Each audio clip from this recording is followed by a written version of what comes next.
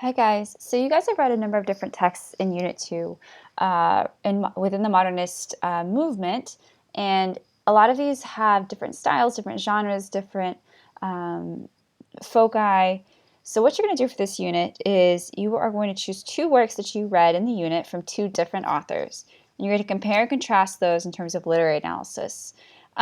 So in choosing these, you could choose two poems that seem to naturally fit together, or you can compare two poems from authors that maybe don't fit together in an expected way. You're going to have to show how they're similar and different in terms of the literary elements primarily, and then secondarily think about the historical context or the biographical context. So just like in your first essay, keep the focus on analyzing the literature. Don't let this become a biography or a history essay. Make sure you're really diving deep into the literary analysis, and then secondarily think about how the author's backgrounds or how the historical situation influences the works. You should use the graphic organizer to help you organize your thoughts.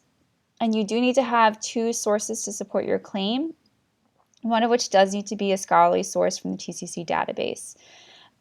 So you guys, this essay is going to be due on Sunday, November 10th at midnight. Your essay needs to be 3 to 4 pages in length and requires standard MLA.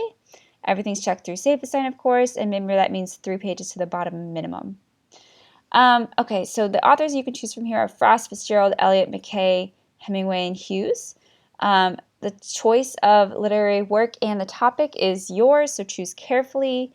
You'll need to discuss and analyze the works in depth, of course, using the context around the historical era as well as literary elements to contextualize the works. Again, as always, have good, solid evidence from the text and from your sources to support your analysis. So that's quotes specifically from those source materials, primary and secondary, to help support your claim. Some questions to think about. How do the works connect in terms of the theme or other major literary elements? For example, symbolism, motifs, metaphors, imagery, dialogue, any of these. How are the structures similar and different, and how does that change or impact the meaning? So, for example, if you're choosing a poem and versus a prose piece, how does that impact the meaning? What are the historical or biographical elements that contextualize both the works? So, for example, if you're comparing Hemingway and Claude McKay, what are sort of the historical elements that influence both works, and how do you see that play out in the comparison?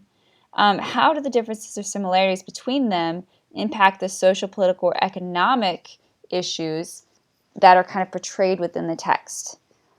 So you're going to be assessed on making sure you have a fully developed argumentative thesis statement with a good introduction, close analysis of the works and their major concepts, good evidence from the primary and secondary sources to support your claims, proper page link MLA and citations, a fully developed essay structure including an intro, clear main ideas, and a conclusion, and careful and clear organization of all ideas across these thematic concepts. So this is really important. When you're doing a compare and contrast essay, you don't want to do it where you have one paragraph about one author and then another paragraph about another author.